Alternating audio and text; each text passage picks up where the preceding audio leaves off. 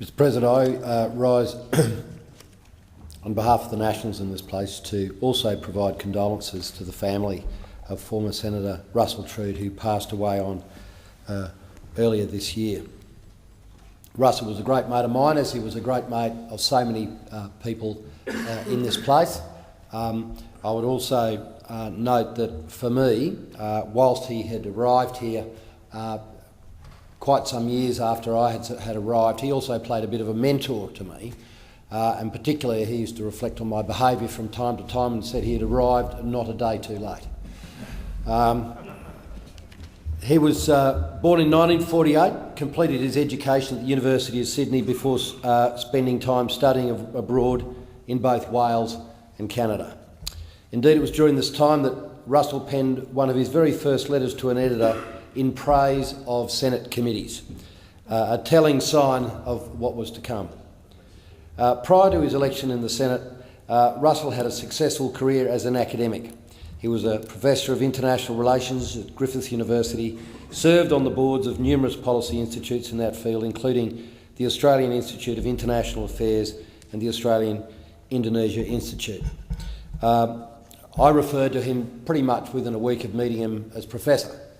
Many referred to him as Trudy or Professor, but to me, we had an ongoing discussion during our friendship about, I really thought that a professor was far more important than a senator. I mean, they let me be a senator, but they never let me be something that's important as a professor. He agreed and allowed that reference from that time on. As we've heard, Senator Trood's election to the final Senate position for Queensland at the 2004 half-Senate election was somewhat as a surprise, given that he was sixth position on the Senate. His election was very important as it gave the Howard government a majority in both houses. But Russell was indeed a man of surprises. He brought to the Senate an unmatched knowledge of international relations, especially of East Asian affairs. This was reflected in our Prime Minister's recently describing Russell as one of Australia's finest foreign policy minds, saying that Australians' relations with and understanding of our neighbours in the Asian Pacific has been enhanced by Russell's tireless efforts over so many years. Russell brought a wealth of knowledge and experience to this place, and I was always impressed by the wide range of topics he contributed on. Now, I have to say, foreign affairs has never really been a background or a philosophy, and most of what I know about that area has been as courtesy of Russell, invariably correcting some ill-witted remark. But he'd take me aside and spend quite some time explaining exactly what was really happening and some history. And I actually got quite a lot of most of my interest around foreign affairs, particularly in Asia, has come as a consequence of listening principally to some of Russell's corrections on those matters. From foreign policy to native title policy, which I was able to engage in with a little bit more vigour, but again, I was very much the wiser for his counsel on these matters. He made some really meaningful contributions around the importance of mediation rather than forcing the claimants into courts, and I think the way that we use the native title process, certainly that advice has been part of a strong legacy that he's left in the operational nature of legislation as well as policy debate and discussion.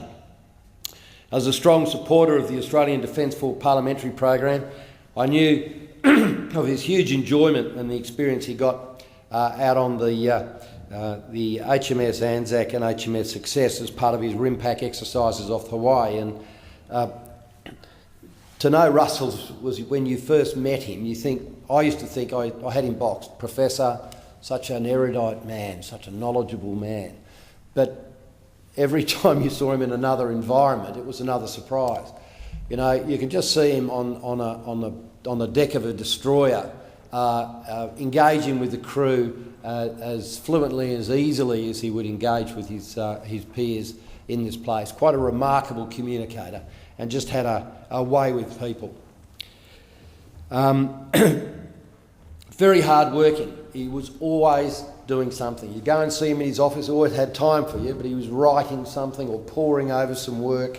He was an incredibly hard worker, very courteous, well-liked and respected across the chamber. full of surprises, and I look up somewhat nervously at the President because he thinks I'm probably going to tell the story, and I am. We were on a trip to Taiwan together. In fact, I think it was Senator Bernardi, Senator Parry, Senator Ferguson, myself, and Senator Ronaldson, I think it was. And it was one of those moments in diplomacy where we were with the parliamentarians about to enter, during the middle of the day, about to enter their equivalent of question time. And it was a lunch. And so something had happened in terms of they wanted to have a toast, and one of them had thrown down a very large glass of red wine, and there was followed by a little sort of short shot glass. Apparently that was to be consumed later. And so in any event, we picked those with the largest livers. So Senator Bernardi was sent to bat and did something of a similar ilk, and Senator Parry, and then myself. And that was all part of this diplomatic exchange. And there was a bit of ho-humming, as it normally happens in those matters. And then, of course, we thought, oh, well, here's Senator Trood. Well, he's a professor. He's last, poor thing. And so he's just taken a sip out of the glass of wine and then replaced it. And everyone said, oh, look, no, you're supposed to scull it. So he then had measured the amount he'd taken perfectly and poured this evil spirit into it and then threw the whole thing down, much to the applause and gusto, because he was the most unlikely looking person to have been able to evidence that sort of behaviour. But in that room, the part of what I thought was not only the laughter, everybody knew him.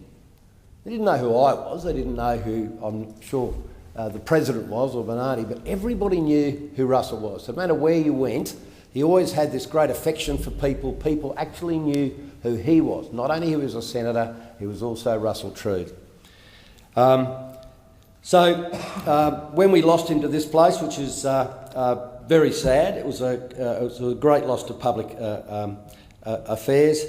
He continued in public affairs when he finished here.